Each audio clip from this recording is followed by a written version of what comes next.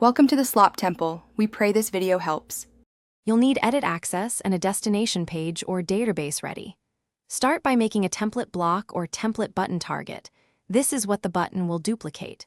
Give that template a clear name and add default content, text, to DOS or properties so the button's action is meaningful. Once done, you're prepared to place a button. That preparation determines what content appears and why the button saves you time when triggered. Now insert a template button using the / command or block menu and give it a concise label so you recognize its purpose at a glance. Choose the template you created as the button's content. This tells Notion exactly what to duplicate when clicked. Make sure to set how many copies the button creates and whether it should include nested blocks or linked database rows.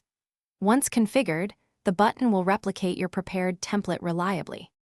Finish by testing the button several times and in different spots if needed. Click it and inspect the inserted content for formatting and linked properties.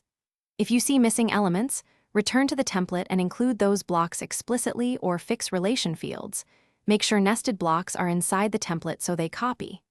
If the button fails, verify you have edit rights and that database relations are set correctly. Those two issues cause most problems. Thanks for watching. Consider subscribing if we helped you.